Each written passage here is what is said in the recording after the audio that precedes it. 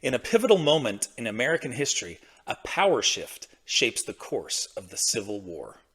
On March 10, 1864, President Abraham Lincoln puts Ulysses S. Grant in charge of the Union Army. Grant is born in 1822 in Ohio. His father is a tanner and an abolitionist. Grant attends West Point and fights in the Mexican-American War under General Zachary Taylor. When the Civil War breaks out in 1861, Grant is working in his father's leather store in Galena, Illinois. The governor appoints him to command a volunteer regiment. Grant rises quickly through the ranks. He wins multiple victories in the West in his effort to gain control of the Mississippi Valley.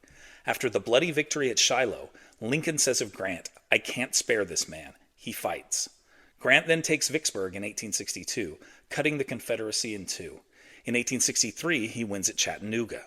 Meanwhile, Lincoln is struggling to find a competent commander in the East that can capitalize on the Union's built-in advantages and match up with the talented Confederate leaders. Lincoln finally, in 1864, settles on Grant, who leads the Union to victory. Coming up, we'll learn more about Ulysses S. Grant. We'll learn how his name gets changed and how his time at West Point leads to love. We'll also learn about Lincoln's revolving door of commanding generals. Don't forget to check out Today in History in my Teachers Pay Teachers store. There's a link in the description. So Grant comes from a family with a military tradition. His great-grandfather fought in the French and Indian War, and his grandfather fought at Bunker Hill during the American Revolution. Grant is born Hiram Ulysses Grant. He becomes Ulysses S. Grant due to an error by a benefactor on his application form to West Point. He tries to correct it upon entering, but is informed it will require a new appointment to the school. He'll essentially have to start anew the acceptance process, so he tolerates the change. His initials US lead fellow cadets to nickname him Sam, as in Uncle Sam. The initials also turn out to be politically advantageous, however, as US Grant is a rather patriotic name and a great one for a politician down the line.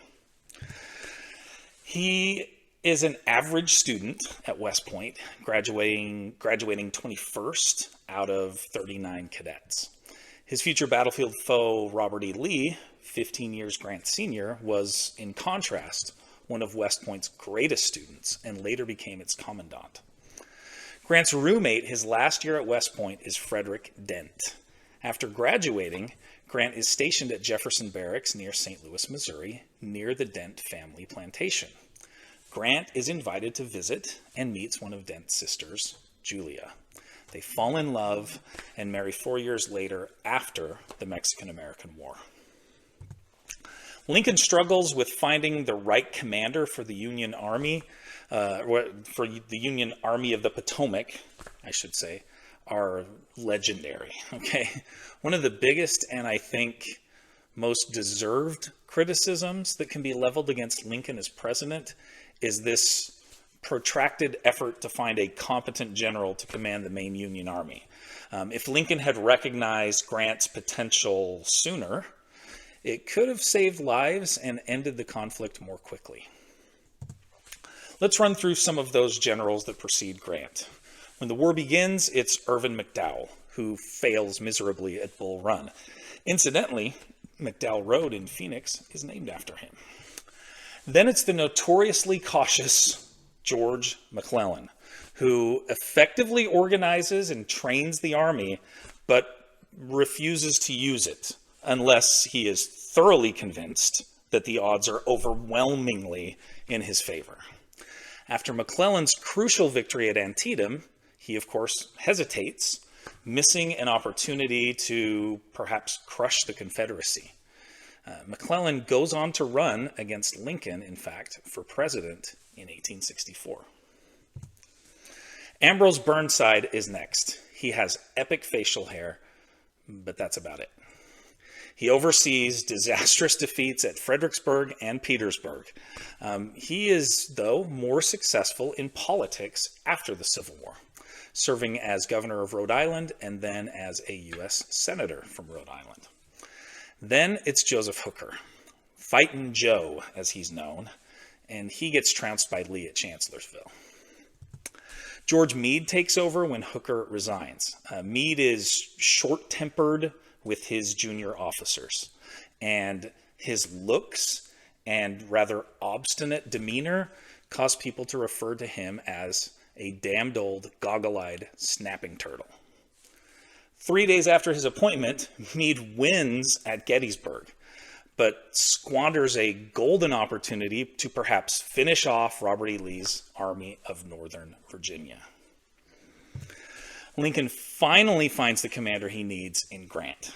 The rank of lieutenant general, once held by George Washington, distinguishes Grant as the commanding general of all Union forces.